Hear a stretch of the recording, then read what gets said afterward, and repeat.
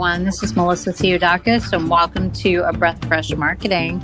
I'm here tonight with my co-host, Mallary Thompson. Hi, Melissa. Hey, Mallary. What's going on? Oh my God, nothing. Really glad it's Friday again. Yay! I know. They just keep coming. It's really great. Yeah, every Friday we sit here and talk about how we can't believe another week has whizzed by. And they need to make the weeks longer or something. Yeah, I know, but I feel very accomplished this week. I got a lot of things done. I hired a guy to plant trees and shrubs, and I hired an exterminator to take care of bugs. What else? I don't know. I feel like I got a lot done. There's just a lot going on at my house this week. Well, that's great. You're going to get some landscaping done. That's exciting. Yeah, we've been doing a lot of different things with the house, and it's just like, it's just never ending. It's never ending. I bet your neighbors are going to do landscaping immediately after they see your guy out there. I know. They always copy us. They're annoying. They're going to be like, well, the front of our house must look bad if they're doing theirs. Yeah, they know who they are, and they know they copy everything we do. They should be ashamed. They should. And they're out there every day. They lay out by their pool, and they blast music, and they're in their 50s. I think they think they're in their 20s. Mm-hmm. But, I mean, they're kind of those people that didn't let go to, like, the clubbing era. Okay. I don't know, though. I feel like when I'm in my 50s, I'm not going to feel like it. Yeah, I mean, well, there's having fun, and then there's just being a total, like, I don't know. Buzzkill for everybody else? Yeah, it's like they start playing music early in the morning, and it's all day long, and then it's all night long, and it's loud, and they keep playing Journey over and over again. It's Journey now? It was Phil Collins. Yeah, it's Journey now. That's great. Yeah. So, be good, rotten, better, or worse. Depends on how you feel about Journey, I guess. I don't mind Journey, but they actually figured out some remix where they play Journey like all day long, just variations of it. And then Journey gets dubbed in with like Snoop Dogg, and then it turns to like rap with Journey. So it's kind of weird. But I don't listen to a lot of Journey though, so. No, but you know it really well if you live by me, because Journey's on all the time. All the time. You wouldn't be able to avoid hearing it. And you know what? I'm glad this week's over with, because I'm just about done interviewing people for positions. I'm tired of it. We're just not hiring anymore. No, I think we're just going to shut it down. we're just gonna stick with what we have, and that's just gonna be it. All right. Well, I like the guy today that had no idea what he was interviewing for, and he was 30 minutes late to his interview. I really appreciated that. That was beautiful. Yeah. Oh, yeah. And he kept talking about accepting the wrong calendar invite. That was really nice. Yeah. The whole thing was bizarre, and I was getting annoyed. I'm like, forget it. Let's just move on. He's a no. You're super mean in interviews. I am. Also, yeah. You're never just like, well, that's okay. You're always like, so let's talk about why you're not right for this position. No, well, I told the guy, like, hey, I just don't think you're a good fit. And he was all like, why? And I was like, you're right. Okay, he brought that one on himself. He did. He asked me why. I said, because you're 30 minutes late to the interview, first off.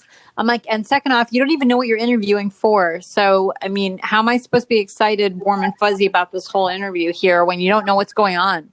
It's also really surprising how many people do no research about the company they're interviewing for anymore. No, they don't. The other person we interviewed, I asked if she reviewed our website and everything. She's like, no, I'm going to do that after our interview. I'm going to do that this afternoon. Yeah. Why? So funny. In case there's a second one? Actually, speaking of funny, tonight, our guests, Sam and Bipasha, are the co-founders of Comedians on Call. So they're a comedic phone helpline that connects seniors with comedians and improv artists to bring laughs during the pandemic. So it looks like you guys are here tonight. Hello, hello. Hi. Happy Friday. Are you What's both there? going on? Are you both there, or is it just one of you? This is Sam. We were chatting before, but I think she's having trouble with the connect. Oh no! Okay. We're only going to get 50% of the laughs. She's the funnier one, so don't let us start. Oh no! Oh, that's too much fun. Hey, I think the gang's all here now. According to my podcast signal, everyone's here. That's awesome. Natasha, you're here. Sam, you're here. We're really excited to have you on our show tonight because for once we're not going to be the only funny ones. We'll try. No pressure. Yeah, no. I mean, for it that we're funny. Okay, just don't let the other podcast. Just go with it. It's sometimes it could get a little mundane. It could get a little boring. I mean, Mallary and I try to keep it fun and interesting, but now that you're both here and you tell jokes, we're totally going to put you on the spot. No, hold on. We just connect the comedians. We're not have it all part of the whole service. Okay. Well, look, we're excited to have you here. So can you tell us a little bit about yourselves, your backgrounds, and how this all came to be? Yeah, sure. So this is Sam. I'm a native New Yorker. I've been Woo! Are you New Yorkers? Of course, I am from New York, and Mallory's in California. Okay. But California is like New York with palm trees. It is. A little bit like New York with palm trees. I'll take it. We were quite thrown off by the late night chat, but we're excited to be here. So wait. What part of New York we didn't discuss? Touche. So I grew up in Manhattan on the Upper West, but I've converted completely to Brooklyn, and I will never go back. You converted to Brooklyn. Is that like when a Christian converts to Judaism? It's pretty serious. Yeah. That's awesome. So I used to be in Queens, and I converted to Long Island because I'm from Long Island. So I don't know if that was a conversion. Serious stuff. Wait, are you by the Williamsburg Bridge? Are you like hippie and trendy? Absolutely not. I'm like old people and families. I live in. Okay. I'm not cool enough for Williamsburg. All right, right on. All right. Great. So tell us a little bit about how Comedians on Call works. What's the process for the comedians and seniors to connect? How does it happen? So Comedians on Call is basically like we connect seniors who need a laugh with obviously with comedians who are ready to make them laugh. So that's the basic principle. And it's been awesome because a number of comedians have come forward to tell jokes and entertain seniors. It's been awesome. That's really cool. That's awesome. How do you find seniors to be in your program? Do you go to nursing homes? Do you have signs up? Yeah. What is your process? So we really want to focus on the people who need us most. So those who are maybe least technology savvy, don't have as much access to things like YouTube or other entertainment or our community. So we went to a bunch of local senior service organizations. The reason that we even founded the organization or Comedians on Call was because the local senior serving organization called Hyson Hills in Brooklyn. And they already do a lot, obviously. Like they responded to the pandemic by, finding new ways to connect with their clients. Before they used to go and do in-home visits and check in on them. They can't do that anymore. So they were already doing a lot of phone calls to just check in and make sure that their clients had access to food or medication or whatever it may be. And they would constantly hear from the seniors that, everything just felt heavy and intense. And all these conversations were challenging and sad and hard. And they just really wanted more light in their life. And they were looking for jokes. And so that was kind of the inspiration. How can we come in and find a way to offer some of these seniors during a really challenging time? So wait. So this is kind of off the cuff, but all right. Say I'm a senior citizen. Tell me a joke. I mean, how do you kind of come up with your material? Like talk to me about what that would look like. Pretend I'm like 90 years old right now and you need to make me laugh. Like tell me a joke. Maybe that would be our closing line. Like, we really hope you had a good time, but we really hope you don't die laughing. I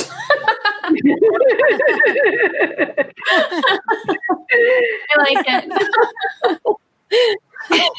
I like that. That's awesome. It's really great what you're doing. Are you two managing everything by yourselves? So we had kind of started it, just the two of us. We're actually friends in real life. No way. We kind of like each other sometimes. But what's awesome is like Bipasha's she is done in the creative world, and so she's really funny and visionary and has all these ideas, and she's really like Sam's the one who turns every brain fart into a well-oiled machinery.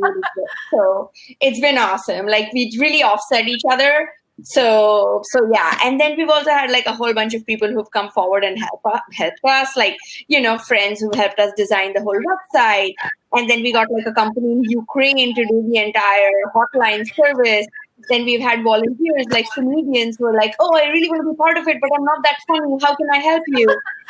So it's been so awesome to see like everyone just come together and help us out. So yeah. Oh, that's great. So your family and friends are very supportive. Yeah. That's awesome.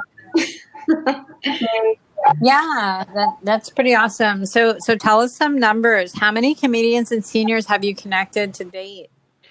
Yeah, so I mean, we're obviously still growing. We just launched in April, and we've served over 100 seniors and comedians through that. Yeah, and we're hoping to get up to 500 over the course of the summer. Our goal is to make sure that, you know, we spend a lot of time with all of our comedians to help train them. We talk to our older adults before they join, and so we want them to have a really positive experience and want to come back. And we're already seeing that a lot of them are. To either re-volunteer or to participate with another comedian. So for us, that's a huge sign of success. Can you tell us a story about a connection you've set up and how it impacted a senior?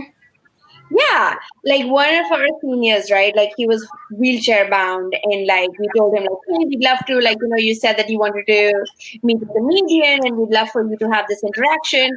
And then he was like, oh, I'm on a wheelchair, and it's going to be really hard to make it to the show. And we were like, well, no, it's on the phone. And he was so happy. And like, he was just like, oh my God, did we get to have some laughs on the phone? And then the day after, he was so thrilled when we spoke to him. And honestly, what's been awesome is also the way the seniors have impacted us. Because so often, like, we're still learning and growing. And obviously, we've had like technical hiccups. Like there was this one day where this lady, she was supposed to connect, and we just couldn't get the system up and running. And like, obviously, our tech support was in Ukraine, and it was like 3 a.m. over there. So she couldn't join in. And we were both feeling so guilty that, you know, like, oh my God, she was so excited and we couldn't like really serve her. And the next morning she called up and we were all apologetic. And then she was like, there are so many big problems in the world right now. This is nothing. So it was just so sweet. So that's been nice. So what's your biggest roadblock you faced on the journey to create Comedians on Call, and how did you get past it? Yeah, so I think for both of us, this is like a complete side hustle and passion project. So, you know, we're focused on our day jobs too. And I think like we are so excited about it and really wanted to grow and scale and be able to reach as many seniors and comedians as possible. And at the beginning, that was a challenge. How do we manage that amongst everything else going on? But I think the awesome thing, you know, as we mentioned, has been working as a team and balancing each other out. And then, you know, really leveraging these amazing volunteers, our comedians and other folks who have just stepped up and said, we want to help as well. I think that's been really inspiring, especially during this time when, you know, people are so physically disconnected. They obviously want to find other ways to connect by kind of being part of the Comedians on Call. So we know seniors benefit from Comedians on Call, but what about the comedians? Do you think it's affected them in some kind of real way? What do you think compels them to volunteer? I mean, surprisingly, we thought it's going to be really hard to get comedians. It's been amazing because I feel like for them, like, you know, they're stuck at home. A lot of their shows are canceled. And so it's a way to give back. And when we do these training calls with our comedians, and all of them say the same thing, like, you know, like we're at home, and if we get a chance to make someone laugh, why not? And like also it's an opportunity to really flex your creative muscle as well. So that's what we've been hearing from them. Like, you know, like it gives them a chance to like try a new format, because I mean, as we go into the new normal, like we're all going to have to try things we've not done before. Yeah, for sure. Like Coke. So from your perspective, how has the coronavirus affected seniors? it's like loneliness has always been a problem, right? Like, like it's not that seniors haven't been lonely before, but it's just like now it's loneliness compounded by the anxiety of like this pandemic and them being in the vulnerable age group. I guess it's just making them more anxious and more, they're keen to make connections. Like it's made them very eager to like reach out. I think the cool thing too is that, even in talking to some of the senior service organizations, that's been pretty inspiring because, we've connected with a lot of executive directors who have, dedicated their lives to helping the senior population. And, they've said to us, as Bipasha mentioned, loneliness and isolation has always been hard for seniors. And now is maybe a chance for the rest of the world to empathize a little bit more, or the rest of the country to empathize a little bit more, understand what that's like, and give more attention and support to really cherish the senior community, their wisdom, their knowledge, and like the ability to continue connecting with them, even if it is physically apart. So do the comedians find it hard to adapt to performing over the phone, or have they had a pretty easy time of it? No, it's definitely been hard because comedy depends so much on like social cues. Right. So that's why, like, we always do training calls and we always encourage them to like prepare, like have jokes. Don't be afraid to dial it up. We've been encouraging them with like silly things like, like have a YouTube laugh track playing in the background. like a laugh track, like, a mic drop moment, just play a laugh track. So it's just like, finding ways to dial up the humor. Yeah, for sure. That's yeah. So, do you believe the pandemic has changed the comedy landscape? Do you feel like it's darker comedy, or is it more lighthearted? Yeah, I think it's a mix. I think what it has brought to the forefront is how important comedy and laughter is, and not just for seniors or people who have always loved comedy. I mean, I actually had no really exposure to the comedic world. That's not my background at all. And through this process, I've learned what a difference a joke or a laugh can make. And even in talking to some of the senior service organizations we work with, we actually had an organization where they said at their staff meetings, they started to telling each other jokes just to bring a little bit more lightheartedness to the work they were doing. So I think it's a real opportunity for comedy to like come to the forefront and realize that, and for more people to realize that laughter can be a true medicine. And exciting. And it's good for the heart. So absolutely. Yeah. I spent a lot of time working in senior living communities, and it can get pretty depressing for the staff members. I mean, you spend so much time with these people and you get to know them on a different level than their family knows them even. Mm-hmm. Especially like long-term care, and they put their family in there, and then they visit a couple times a year or whatever, and the staff really connect with them. So through Corona, not being able to interact with them as much as they normally do, it's probably got to be hard for everybody. Do you think life for seniors will be different after Corona? The coronavirus? I guess. For a couple of beers, it'll definitely be different. But after coronavirus, I guess because, unfortunately, I mean, isolation as a problem may not go away. Like, of course, if they're in a nursing home, they're still going to feel lonely. But hopefully for us, it would make us more empathetic, and that would have a positive impact on them. We'd be able to maybe integrate them more in society, and like people reaching out more and more outreach efforts. Yeah, for sure. And I mean, I see every day that the country's slowly opening up and seniors may be able to return to their normal lives. So how do you see comedians on call adapting beyond the coronavirus? We don't plan to stop if it opens up, because I mean it's really like we really enjoy what we're doing, and we just hope to keep going.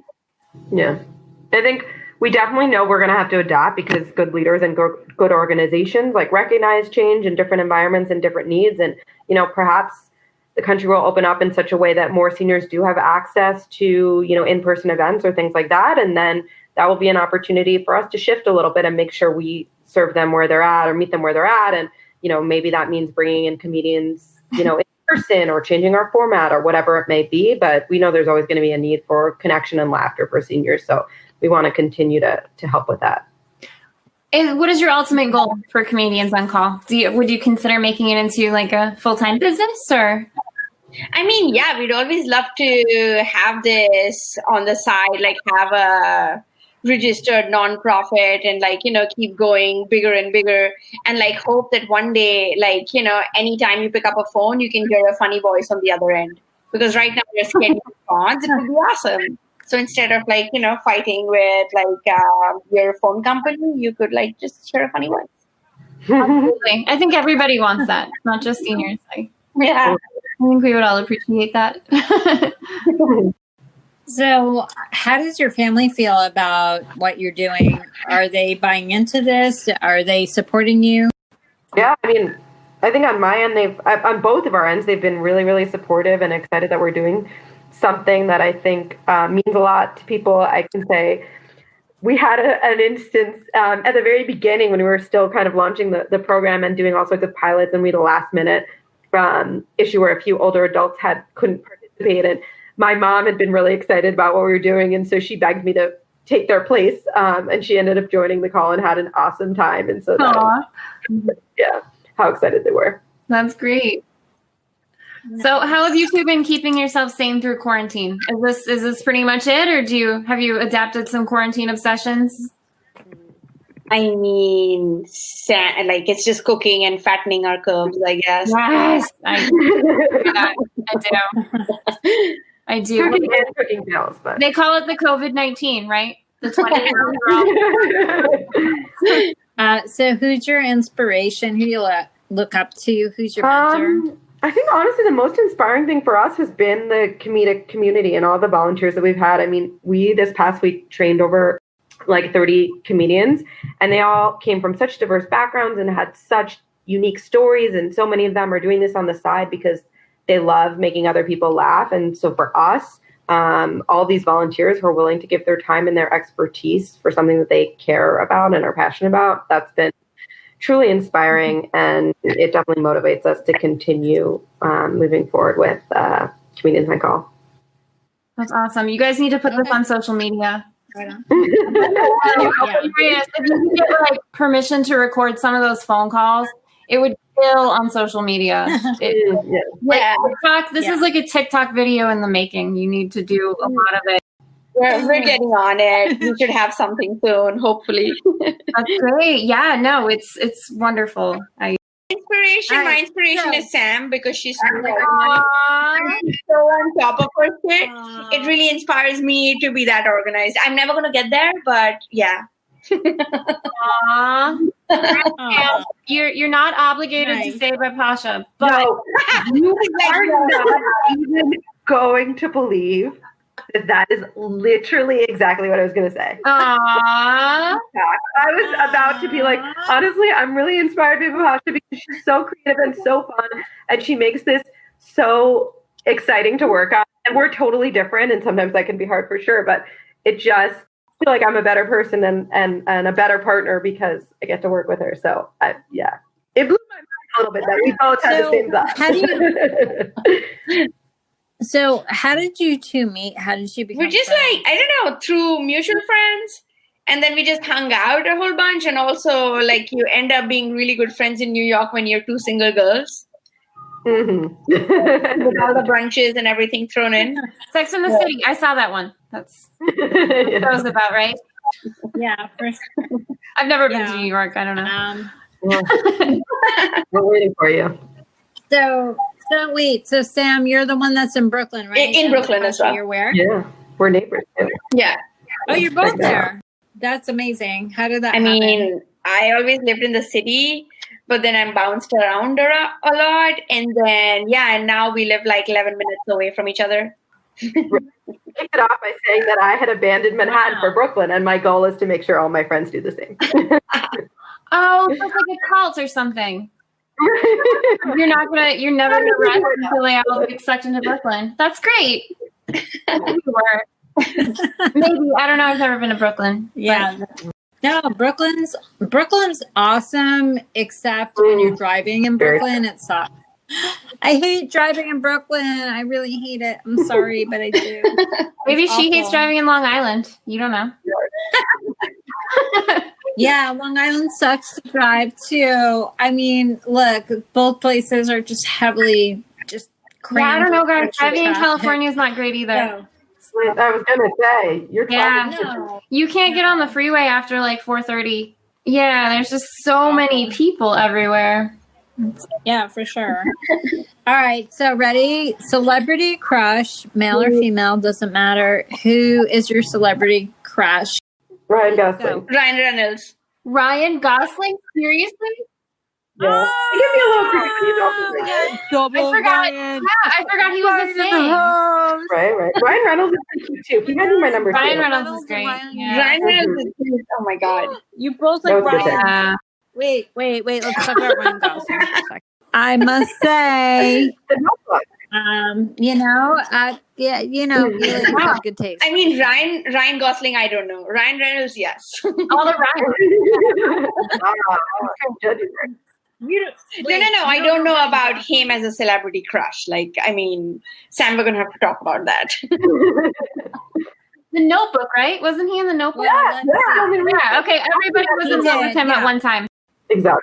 Okay, so he did The Notebook, he did La La Land, he did Crazy Stupid Love, which he was awesome in. Yes. He did Blade Runner, he did I really hope you're reading this off the internet and you have not memorized his entire filmography. Maybe a hair crush. Look, I just know stuff. I know stuff, okay? Sure. Okay, so let's talk about Ryan Reynolds, crush So number hot. 2. Yeah, no, he's right? the best. He's the best. So he did Deadpool Please. 1 and 2, Free Guy, Proposal. Wait, he did Green Lantern. Green Hornet, I think, right? He did X-Men. the worst superhero movie ever made. All right, I'm a big movie buff, so I'll sit here all night long and I'll talk about what every Ryan did, okay? And that's just that. I think it's Great. That's why they're best friends. Wait, we have a Ryan that works for us, and he's super nice. I've never seen what he looks like because we're all remote. We do. That's great.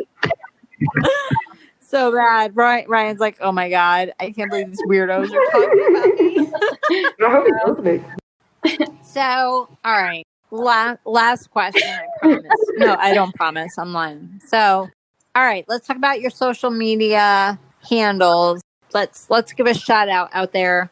What are your big ones, like Instagram, Facebook? What do you want? I mean, you can, but seriously, our social media handles are about as exciting as one of our seniors who's 80. So if you know someone like really cool and hip who wants to like make us look cool, that's great. Please send them our way. That's awesome. Do you guys have social media set up? Yeah. What is it?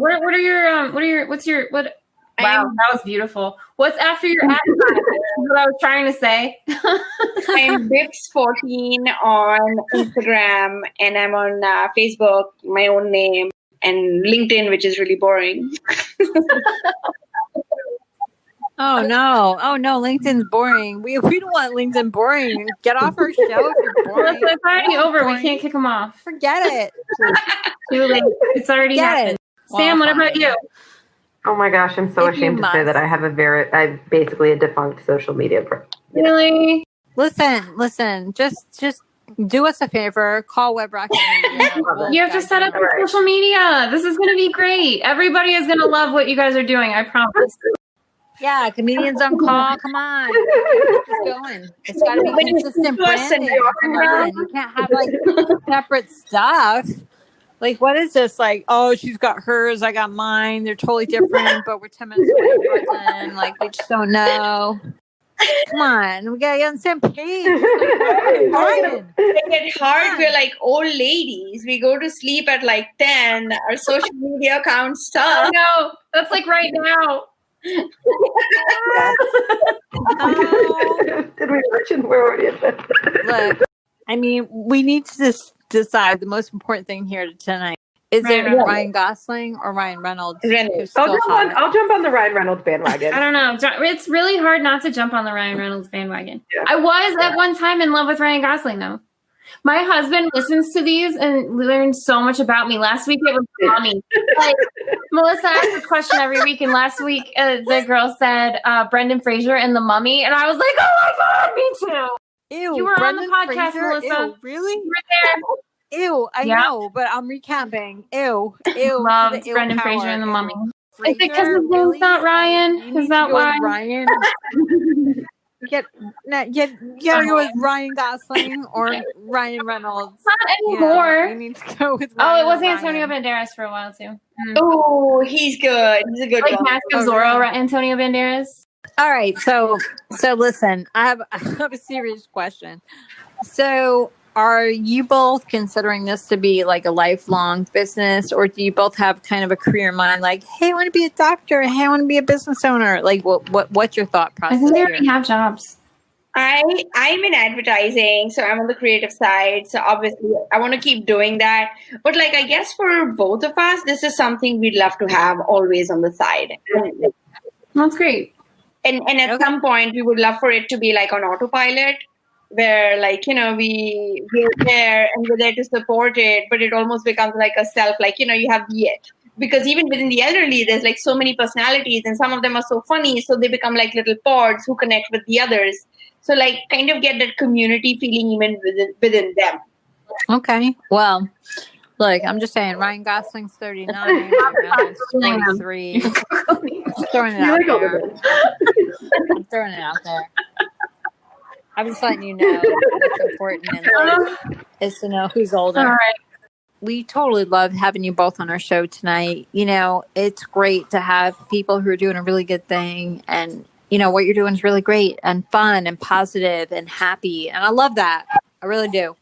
So we'd love to have you on our show again. Thank you so much tonight for spending the time with us and giving us your feedback on which Ryan you love and sure. And the next time we speak to you, we're going to have like amazing social media. Better. You better, girlfriend. You better.